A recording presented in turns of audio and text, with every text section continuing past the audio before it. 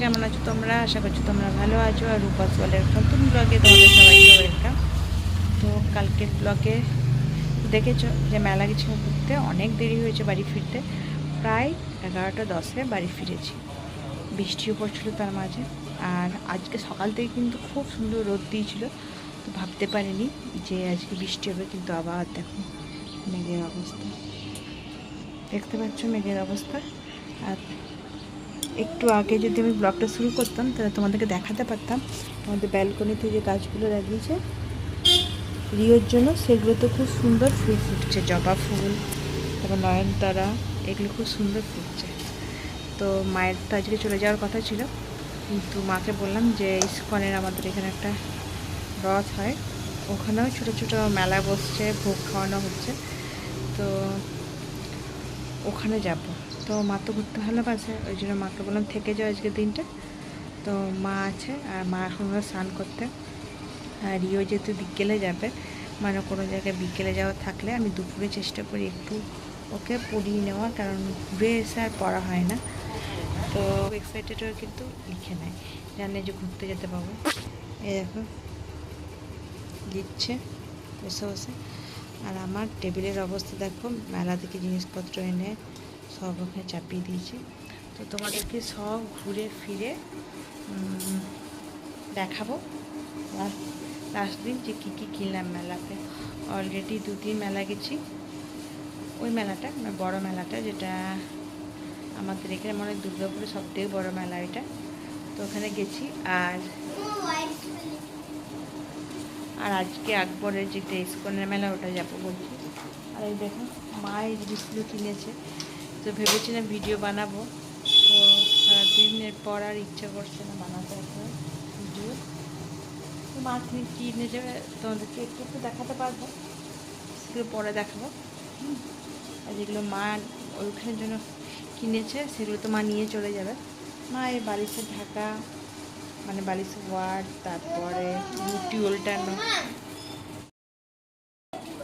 থামিয়ে গেছে।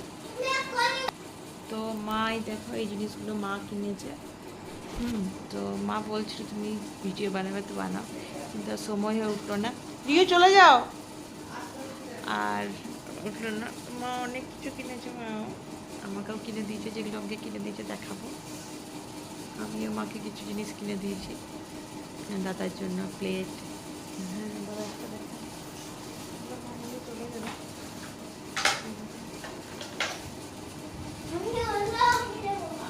প্লেটগুলো আমি মাকে দিয়েছি, এইগুলোর দাম 50 টাকা করে, কিন্তু বেশ শক্ত। তারপরে যে দু রকমের বালিশের ওয়ার্ড কিনেছি, 60 টাকা করে, এগুলো 2 রকম প্রিন্ট। তো এইসবই রুটি উল্টানো, তারপরে ধূপদানি, তারপর তোমার এটা কী বলে নুন সলপট, এইসব সবার জন্য কিছু না কিছু কিনেছে। তো আমাদের জন্য সবার জন্য কিছু না কিছু, যেটা আমাদের বলেছে যে দেওয়া থাওয়া আছে আমাদের, সেই রকম মাও কিনেছে। আর ওই যে দেখো মায়ের স্নান হয়ে গেছে, তো চলো এবার খাবো আমরা। মায়ের হয়ে গেছে, আর এদিকে রিও পটি করতে চলে গেছে। তো রিও আসুক, তারপর খেতে বসলাম। চলো রান্নাঘরে চলে আসছি, দেখায় কি কি মেনু আজকে।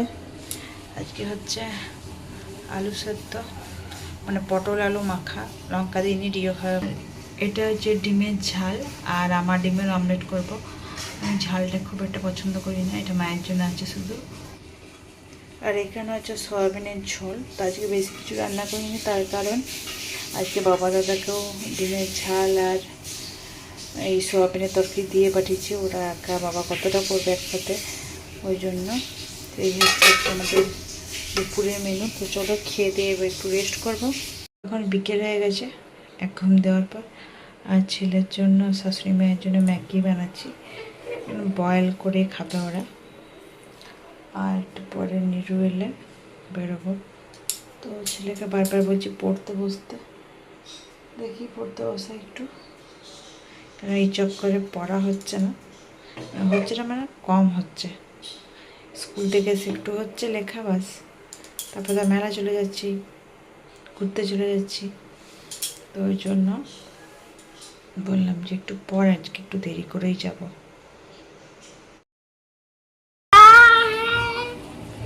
ব্লগ শুরু, গান শুরু। আজকেও মেলা যাওয়ার জন্য রেডি। আজকে একটা অন্য মেলা যাবো।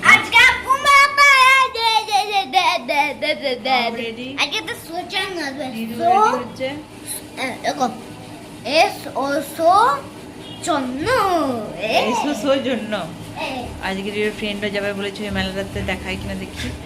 তো রিও তো খুব খুশিতে আছে। আর চলো, প্রতিদিন এমনি মেলা যেতে পারলে কার না ভালো লাগে বলো। তো এবার বেরোবো, আমাদের টোটোও চলে।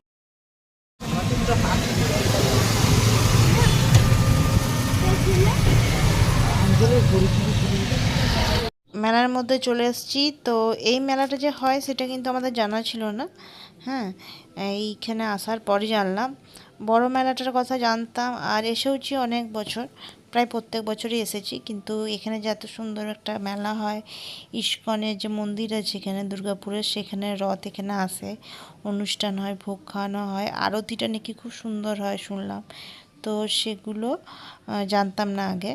তো এখানেও বেশ ভিড় রয়েছে।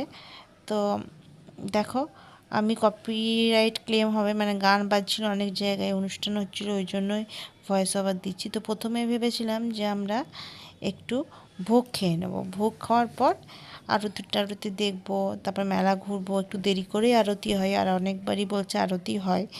তো ভেবেছিলাম যে ভোগ খাবো। এই দেখো, এটা হচ্ছে ভোগের জায়গা, এখান থেকে ভোগ দেওয়া হচ্ছে, খিচুড়ি ভোগ। তো একবার লাইনটা শুধু দেখো। তো এত বড় লাইন দেখে তো মাথায় হাত পড়ে গেল।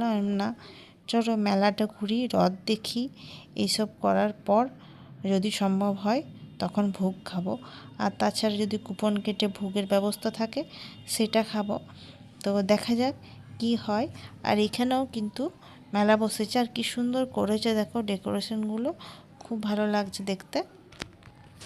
আর এদিকে কিন্তু আমার পায়ে ব্যথাটাও আছে, তবু এসেছি, তার কারণ এই রথের দিনগুলো তো আর পাবো না।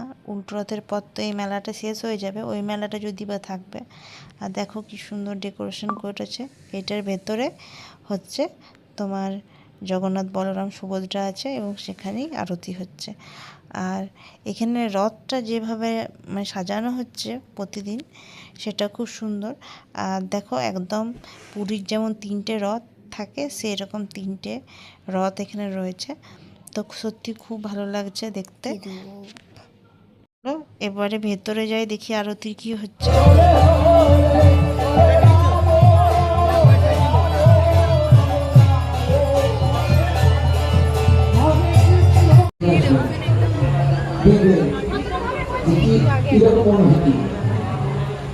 এটাই হচ্ছে জগতের অনুভূতি।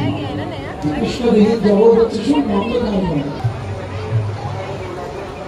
দেখো কি সুন্দর সাজিয়েছে, এতে মনটা ভরে যাচ্ছে।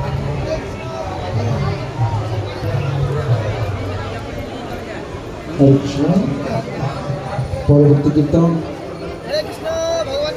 কীর্তন আরতি, আরতি আরতি কে করবে? শুভম ভগবান আরতি করছে।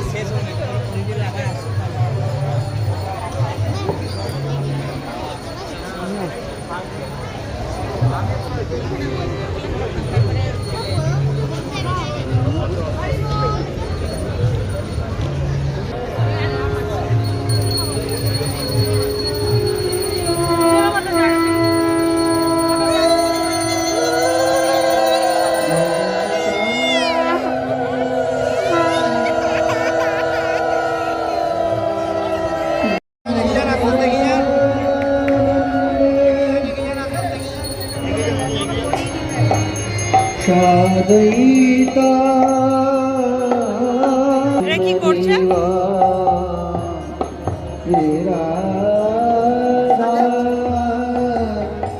কৃষ্ণ পালন সনদলিতা রাধে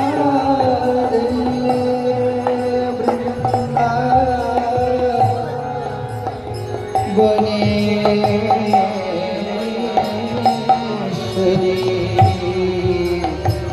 বৃষভাসুতে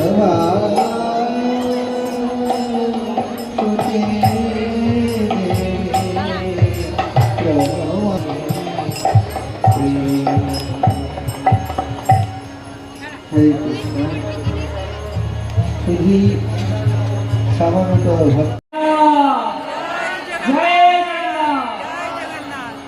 ব্লক করে দিন আপনি, যারা কাউকে আসতে দেবেন না, বাস ভোগ দেবে বা যা দেবে ওখান থেকে। আজ এই গুন্ডিচা যাত্রা, প্রভু জগন্নাথের এই রথযাত্রার অন্তিম রজনী। প্রভু জগন্নাথ আবার কাল সকালে তিনি তার রত্ন সিংহাসনে, তার নিজ ধামে তিনি ফিরে যাবেন।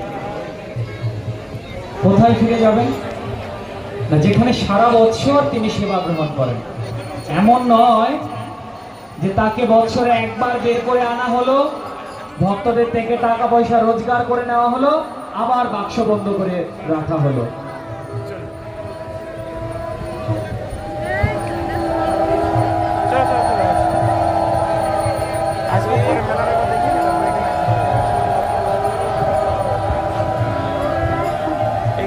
হরে কৃষ্ণ। তো প্রভু জগন্নাথের বাড়ি কোথায়? প্রভু জগন্নাথের বাড়ি হলো নেতাজি সুভাষ রোড, এ জোন, শ্রী শ্রী রাধা মদন মোহন মন্দির। সেখানে তিনি মদন মোহনের পাশে বসে তিনি সারা বছর সেখানে সেবা গ্রহণ করেন। তাই আপনারা যারা জগন্নাথ দেবকে দর্শন করতে চান, যে সারা বছর আমি জগন্নাথকে দর্শন করতে চাই, আপনারা সেখানে যেতে পারেন। কিন্তু আজ প্রভু জগন্নাথ, আজ যে রাসলীলার যে একটি পরিবেশ তৈরি করা হয়েছে বা হবে, সেটিকে আপনারা উপলব্ধি করুন। হরে কৃষ্ণ।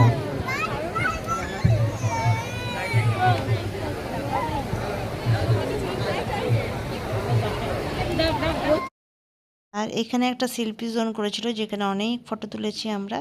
আর তারপর মেলাটা একটু ঘুরলাম, তার কারণ হচ্ছে যে আমরা ওখানে অনেকক্ষণ ওয়েট করে করে আরতিটা দেখতে পেলাম। আরতি শুরু হলো প্রায় 10:45টার সময়, আর আমরা ওইখান থেকে বেরোলাম। আর তারপরে এই দেখো, এখান থেকে একটা কুর্তি নিলাম, এই রেড কুর্তিটাই নিলাম। এত দেরি হয়ে গেছিলো যে নীরু প্রচণ্ড রেগে গেছিলো যে আজকেও সে তোমরা 11টাই করবে। হ্যাঁ, তো বলো, একটু যখন মেলা এসেছি একটু ঘুরবো না? তো ভালো করে এই মেলাটা সেরকম ঘুরিনি, 2-4টে দোকান ঘুরে অনেকটাই লেট হয়ে গেছিলো।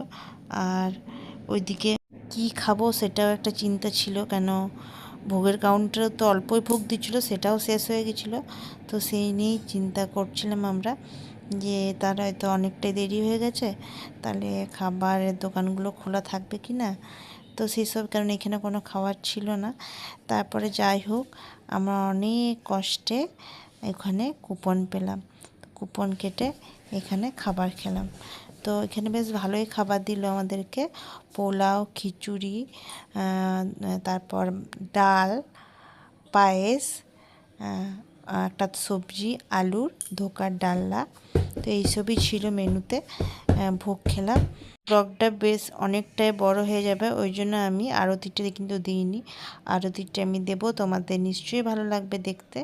খুব সুন্দর আরতি হয়েছে এখানে, আর যে জন্যে আমাদের অনেক রাতও হয়ে গেল। তো যাই হোক, বাবা জগন্নাথের কৃপায় খাবার খাওয়া হয়ে গেল এখানে। তো চলো, আশা করছি তোমাদের এই ব্লগটা ভালো লাগবে। আর ওইদিকে নীরু পেয়ে গেছে একজন বন্ধু, তার সঙ্গে কথা বলছে। আর বন্ধু পেলে তো ওরও মনে থাকে না। তো চলো, আশা করবো তোমাদের এই ব্লগটা ভালো লাগবে। ভালো লাগলে লাইক, কমেন্ট, সাবস্ক্রাইব করে পাশে দেখো। টাটা।